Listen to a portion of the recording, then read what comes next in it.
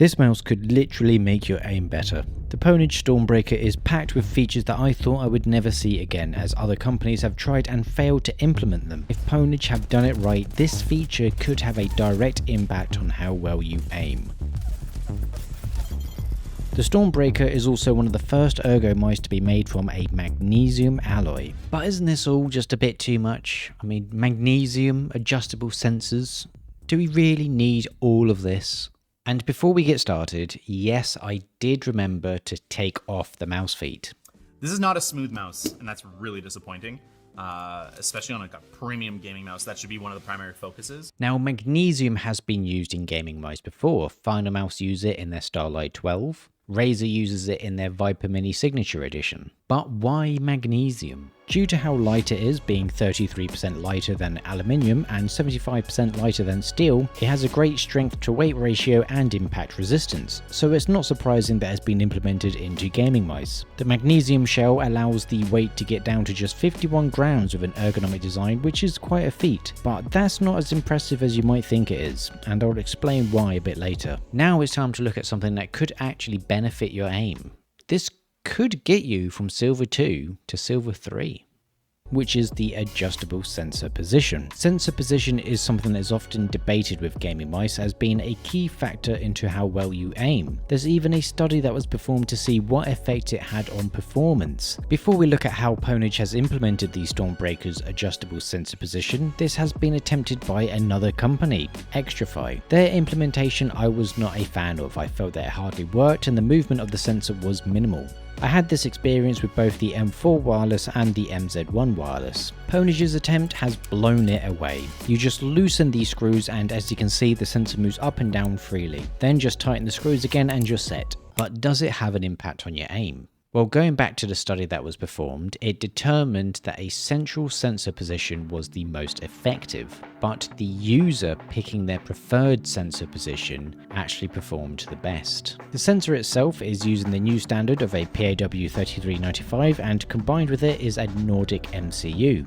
This allows you to get an increased polling rate of 2000 Hz, but we have a twist. It's included. There is no separate dongle purchase required. But it is a good job they're not charging more for a separate dongle because these features do come with a cost. Before we get to just how much money you've got to cough up, to finish up the remaining mouse features you get on-run switches, here's a quick sound check. You get PTFE feet, which are possibly the best stop feet that I have experienced, and you get some grip tape as standard, and finally the wireless dongle is a pyramid. You may be wondering how much is all of this going to cost? Well, the recommended retail price is $178.99. This mouse seems like it had all the potential of an amazing gaming mouse. With the Zowie EC2 shape, it seemed like it was guaranteed to be a pleaser. However, there's a few flaws. The software is really bad. If I'm paying $179 for a gaming mouse, I'd expect premium quality and that includes the software. Don't get me wrong, it's not awful, but considering there's no DPI cycle button on the mouse, and as there's no option to remove any of the 8 DPI stages, it means that you have to cycle through all 8 stages using an annoying button combination. I know this might sound a bit nitpicky, but if I'm paying a lot of money for a gaming mouse, I mean, it kinda needs to be almost perfect. And any oversights such as this really get amplified more by the amount of money that you have to pay for it.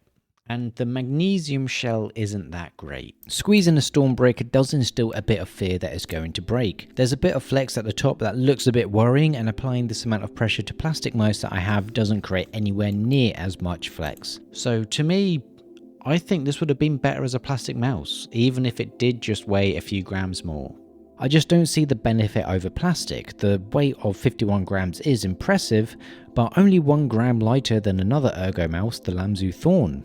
The holes and also the strange engravings around the mouse can get a bit annoying as well. I guess they do provide grip tape, but I think that grip tape being used to cover up a really poorly thought out coating, in this case the engravings and holes, isn't really acceptable. It's not all bad though. Outside of the less than impressive magnesium build, the rest of the mouse does feel pretty good. The scroll wheel is probably the most tactile one that I've ever felt, and because of that it feels really nice to use. The side buttons feel great and the main on-run switches remind me of why they used to be so popular. They are just so easily spammable and really consistent, and honestly I miss them. The sensor adjustment I would say is a big success from my experience. Do I think it had an impact on how I play? I haven't found my personal preference as to where I want that sensor to be positioned. I feel like I would really have to use this mouse for a lot longer to really have a stronger opinion on it. But having this as an option I think is great, and hopefully other manufacturers implement something similar. Honestly, this is a hard mouse to recommend. I've been enjoying playing with this mouse, it's been comfortable despite the holes, but for $178.99, there's very few mice that I think are worth such a price. And so, I don't think you should buy it, at least for the price that it's at. I mean, if I had paid for this, which I didn't because Pwnage sent it out to me, I probably would feel disappointed.